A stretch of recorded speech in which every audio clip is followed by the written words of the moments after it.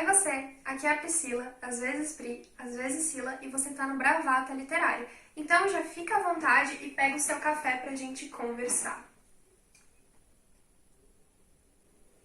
O livro que a gente vai estar resenhando essa semana é A Cantiga de Pássaros e Serpentes, da Suzanne Collins. Ele faz parte da trilogia de Jogos Vorazes e ele se passa 54 anos antes do que a gente conhece lá da história da Katniss, do Peter e da Revolução. Antes de eu começar essa resenha, é preciso dizer que esse livro foi um divisor de águas na internet. Muita gente amou e muita gente odiou. A maioria das pessoas odiaram. Eu sou do time das pessoas que amaram. Quando a Suzanne anunciou que ela ia estar fazendo uma prequel de Jogos Vorazes, muita gente especulou se ela ia escrever sobre o Haymitch, sobre o passado de algum personagem querido, e quando ela anunciou que, na verdade, ela ia estar falando sobre Coriolanus Snow, que é o presidente de Jogos Vorazes, o grande vilão, todo mundo ficou meio murcho. Eu particularmente gostei porque eu adoro histórias que são um ponto de vista do antagonista. Porque eu gosto de saber como eles se tornaram quem eles se tornaram e como que isso aconteceu de verdade. Nesse livro, a gente vai acompanhar a jornada desse personagem, mas não fica só nisso. A realidade é que esse livro ele traz bastante coisa nova para quem gosta da saga, para entender como era a capital antes dos Jogos Vorazes que a gente conhece, como os Jogos Vorazes foram inseridos para a sociedade de Panem e todas essas coisas que a gente sempre teve curiosidade de saber. Enquanto em Jogos Vorazes a gente tinha o ponto de vista da Katniss e o ponto de vista dos rebeldes e dos distritos, nesse a gente tem o outro lado da moeda. A gente tem a visão do Snow e de tudo que ele sofreu com a guerra, porque sim, a capital também sofreu com a guerra. Embora, sinceramente, a capital tenha provocado essa guerra contra os rebeldes, mas não vamos entrar nesse mérito. Nesse livro, a gente descobre que a família Snow é grande na capital, eles eram poderosíssimos, eles investiram muito na guerra, inclusive investiram muito no armamento do Distrito 13, e a gente já sabe o que aconteceu com o Distrito 13 e com o que aconteceu com a guerra, então os Snow meio que perderam tudo que eles tinham. O Snow fica órfão porque o pai dele morre na guerra e a mãe dele morre ao dar à luz a uma criança natimorta, e ele vive com a avó dele, que ele chama de Lady Vó, e a prima dele, a Tigress, que é aquela personagem que a gente encontra no terceiro livro, em A Esperança, que ela tem aquele rosto de tigre e tudo mais, que ela foi deformada pelo Snow. Então é muito triste ver o destino da personagem, sabendo o que acontece com ela e vendo o quanto ela e o Snow eram próximos. Sim, eles eram muito próximos. Ela cuidava dele, ela até vendia o corpo para poder dar comida para eles, porque eles perderam tudo que eles tinham, tá? O Snow, ele é aquele tipo de personagem cinza, ele é dual. Então, o que acontece? Eles perderam tudo na guerra, só que ele quer mostrar para todo mundo na capital, inclusive para as pessoas da academia que ele estuda, que ele continua mantendo o mesmo estilo de vida. Então, por mais que ele esteja comendo super mal, passando fome, não tendo roupa para vestir, ele faz de tudo para ficar com as aparências lá em cima. Nisso a gente é inserido para a escola do Snow, a academia, onde ele tem algumas aulas, ele aprende mais sobre a capital, sobre os distritos e principalmente sobre os Jogos Vorazes. A gente está acompanhando a 10ª edição dos Jogos Vorazes e não era nem um pouco como a gente conhece lá na trilogia principal. Para começo de conversa, os tributos eram tratados de uma maneira muito diferente. Aquela glamorização, entrevista, comida à vontade para os tributos, as pessoas apaixonadas pelos tributos, isso não acontece nesse livro. As pessoas estavam baqueadas por conta da guerra, os recursos eram menos, as pessoas já tinham aquele ódio que elas já têm do distrito, mas elas têm também um nojinho, assim, sabe? Elas veem como uma sub-raça. É um fascismo total. A capital é extremamente fascista e é como se fosse... Como que eu posso explicar? Não é que o Panem é totalmente... Não é um todo. É como se a capital fosse um país à parte e todos os distritos fossem sub-raças. Dá pra entender? Como essa é a primeira edição que vai ter mentores de todas as edições de Jogos Vorazes, quem vão ser esses mentores vão estar sendo os alunos dessa academia, incluindo o Snow.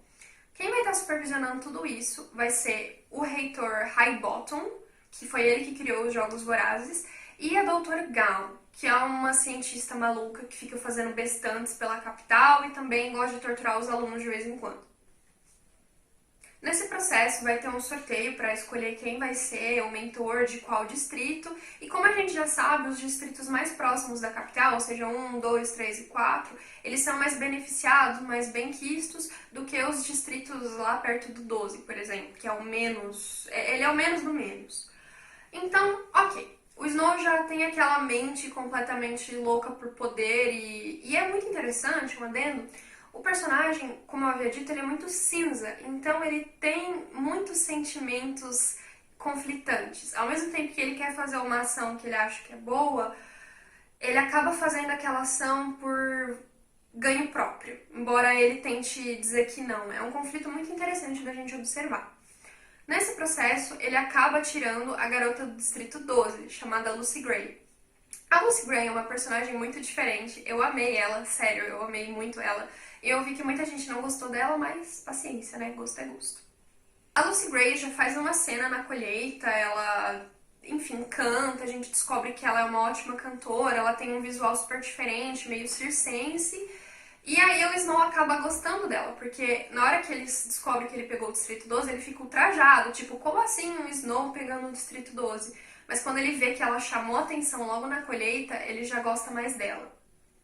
O que acontece é que todos esses estudantes que vão estar mentorando os tributos, eles vão estar concorrendo a uma vaga na melhor universidade da capital. E como o Snow não tem dinheiro e ele não quer que ninguém descubra sobre tudo o que aconteceu com o Snow, ele precisa ganhar. Ele põe na cabeça dele que ele precisa ganhar a qualquer custo.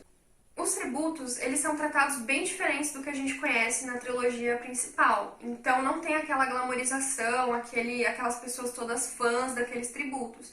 Então eles são jogados num zoológico, ficam lá sem comida. Muita gente, inclusive, uma coisa muito diferente, é que muitos morrem antes de entrar para a arena. Outra tarefa que os alunos têm desse experimento que está sendo feito é que eles precisam estar fazendo projetos para que as pessoas comecem a assistir os Jogos Vorazes, porque o povo da capital e o povo dos distritos não tem tanto interesse assim em ver crianças se matando, eles já estão todos traumatizados pela guerra. Porém, a Doutora Gal, que é aquela doida, ensandecida, sádica, ela põe para eles propostas de como que eles vão fazer as pessoas amarem os Jogos Vorazes e qual a importância dos Jogos Vorazes para a capital e para Panem.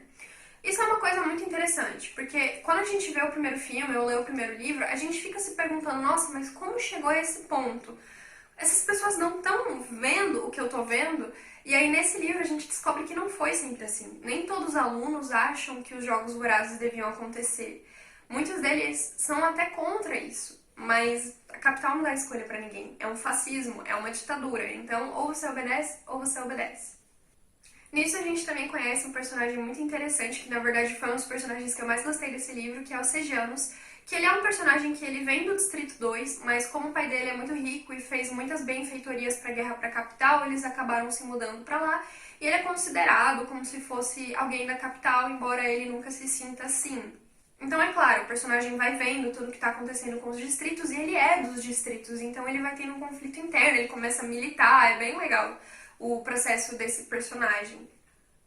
Nisso tudo, o Snow começa a querer meio que ganhar destaque e aí ele se aproxima bastante da Lucy Gray. Ele descobre que, na verdade, ela não é do Distrito 12, ela era de uma sociedade chamada Obando, que é um pessoal meio do circo, assim, que viajava por Panem cantando músicas, mas que durante a Guerra dos Rebeldes ficaram presos no Distrito 12 e foram tomados como pessoas de lá mesmo.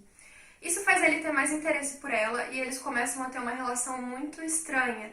Eles começam a se afeiçoar um pelo outro de uma maneira meio obsessiva. Nesse processo, ele começa a fazer de tudo para que ela ganhe, porque novamente, ele diz que ele se importa com a vida dela e ele não pode mais viver imaginando que ela não esteja bem, quanto ele também precisa muito ganhar aquela bolsa na faculdade. Nisso, os personagens começam a conversar muito entre si, ele conta um pouco sobre a vida dele, os traumas que ele tem da guerra, ele acaba se abrindo mesmo com ela e como ele visualiza os rebeldes como os causadores de tudo que deu errado na vida dele. E ela não tem exatamente um lado, porque ela não era nem rebelde, ela não é da capital, ela não é do distrito, ela é uma alma livre. Então é bem interessante de ver essa relação. Então a edição dos Jogos Vorazes começa, a gente vai acompanhando os personagens. Eu não posso falar quem ganha os jogos porque seria spoiler, Mas dali pra frente a gente acompanha tudo que aconteceu com o Snow depois. O que foi acontecendo para que ele se tornasse quem ele é hoje, né? Que ele foi presidente de Ipanema. Uma das coisas que eu mais gostei nesse livro é que existe uma resposta para algo que fã de Jogos Vorazes sempre quis, que é a origem da música Árvore e Forca. Eu, obviamente, não posso falar qual é a origem, você vai descobrindo nesse livro, mas eu chorei muito nessa parte, porque eu achei muito tocante você ter nomes. Porque eu não sei você, mas eu imaginava muito, quem será que foi esse cara que dizem matou três e que gritou pra sua amada, e aí a gente fica descobrindo essas origens, e eu achei muito bonito. O livro, muita gente ficou esperando que mostraria a ascensão do Snow ao poder e não é exatamente assim. É mais um livro sobre o personagem e sobre a trajetória dele do que sobre como ele chegou aonde ele chegou. Dá pra entender? Minha única crítica pra esse livro é que ele tem tipo 600 páginas e eu acho que tem algumas partes que a autora se estendeu muito. Então eu acho que umas 200 páginas a menos teria ficado ideal, mas isso é só a minha opinião. Para você que é fã de Jogos Vorazes e quer saber mais sobre o passado da capital e tudo aquilo que a gente sempre quis saber, ou quer entender mais sobre sociedade e guerra, eu acho que esse é um livro ideal que merece ser lido e que, por mais que você talvez não goste tanto por ser fã e querer alguma outra coisa, um fanservice, eu acho que super vale a pena, valeu a pena pra mim e eu realmente acredito que vai valer a pena pra você. Antes da gente terminar esse vídeo, por favor, não se esquece de se inscrever e deixar o seu like que me ajuda muito. Também me segue no Instagram pra você ficar sabendo qual a resenha da próxima semana, ok? Então esse foi o vídeo, pessoal. Eu espero que vocês tenham gostado da resenha. Obrigada por esse tempo que a gente passou junto e até a próxima!